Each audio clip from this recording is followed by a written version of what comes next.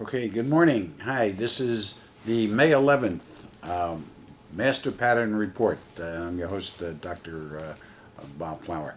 Okay, as usual, let's review on our calls for last week. Last week we hit on the S&P call for Wednesday, which not only was a Wednesday call, but it was an up call. The Japanese yen and the Aussie moved up very nicely and continued to show some strength. We'll talk about that in a second. Oil broke out of its 53 price range top and moved up to around $57 and change. Actually, almost $58. And this makes us 92 out of 93 accurate calls so far from our inception. So let's move on to this week's calls. All right. We think that oil is on its way up to approximately $64. If it breaks this $57.50, $58 level, it's looks very strong that it's going to run about $64. We do not think it's going to run above that just yet, but that looks like that it's going to be about the level. Keep an eye on interest rates. You might see some stirrings there within the next couple of days before the end of this week. You might want to get in on that action because even if you miss longer term, you're definitely going to see these rates moving up. Wednesday the 13th looks like a good significant move day. We're not going to call the direction just yet, but it will be a good move day. And for the week, we like the Japanese yen again, but the New Zealand dollar. The Aussie is good, but we think that the Aussie dollar is somewhat overbought. Still strong, but a little bit overbought. Dollar is weak, has been weak last week, and we think it will continue to be weak this week. And as part of the reason for the move up in oil. Okay. By the way, we had great response to our Flower Power Lines discovery. Thank you very much. We will continue to bring you information on this newfound discovery. Very exciting. We've been playing the market with this new finding and very interesting. It's an exciting way of watching not only moment to moment moves, but long term moves, and we're studying that very carefully. But thanks for the encouragement, and we will be getting back to you with more and more information as time goes on. Okay, so now let's look at the socio-political, economic status of what's going on. The government is making its move on healthcare, so get your passports ready. Real estate in a lot of areas are starting to gain favor, more and more interest, even in the hard-hit areas of Arizona and Nevada, but not the value. Interest, yes. Value, the same. And insofar as the markets in general are concerned, we're beginning to lose even more law and order.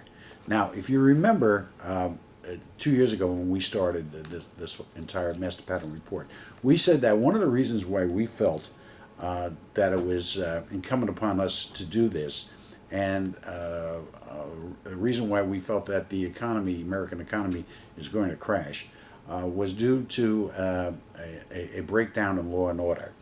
What we weren't quite certain of and not as sure about as we are now is that this law and order is coming from the government.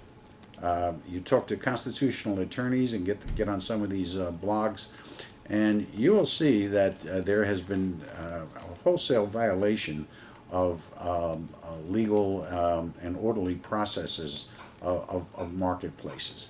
That makes it very difficult for one to function in this environment. You constantly, for instance, like the banks and the insurance companies right now who are receiving TARP funds, constantly are looking over their shoulders. Now, you may say that, well, they deserve it, that what they've done was horrible, abhorrent, and they deserve to be watched. Well, listen, they were supposed to be watched then. So yes, it was their fault, but how about the regulators who weren't regulating? Nobody's talking about fining them or putting them in jail. I mean, these are the people that are supposed to be protecting you and I, and these are government people, but they didn't do it. So, there's two sides to a coin. The business people, they stuck it to us, and the government people weren't even looking. So, who do you blame? You blame both of them, not just one of them, and you don't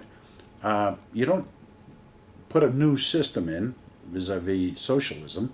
You change what's existing. I mean, this system has worked, whereby we have proof that socialism in the rest of the world does not work. Okay?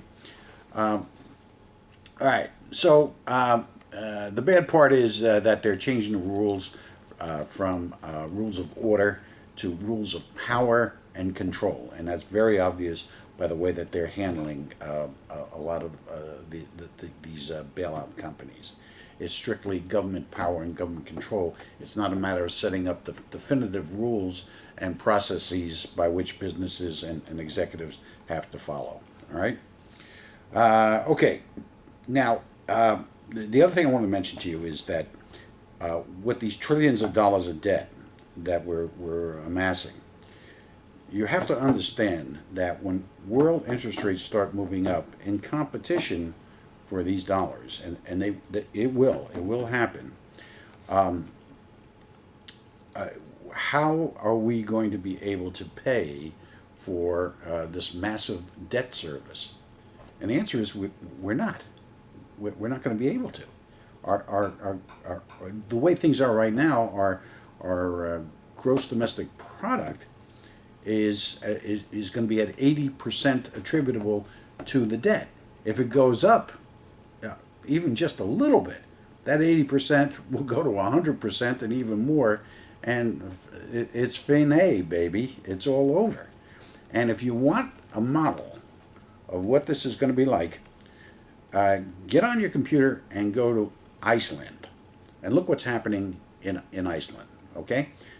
Let me just give you a flavor of what's going on.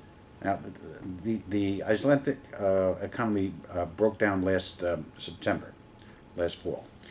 There's riots weekly, if not daily. Unemployment is over 15%. Wages are down over 10% since September.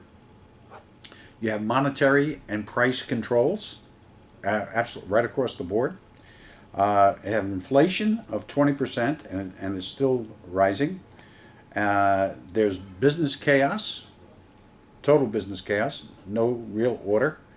And they're starting to have food issues. We are no exception. And if you think that this country is above that or beyond that, you're the ones who are going to be crying the loudest and suffering the most. You got to stop this, folks, and you got to stop it by speaking up. You go to our website, send us your emails and your comments if you're too lazy or too incapable of sending emails to your elected officials. We will pass them on. We've got to get together. We have to be together. And those of us who are together will survive this. We're going to find ways of doing this. Speaking of our website, our blog is almost ready. Should be ready next week. But for the time being, our website is www.decodingpotential.com. And our email is drrjf@yahoo.com.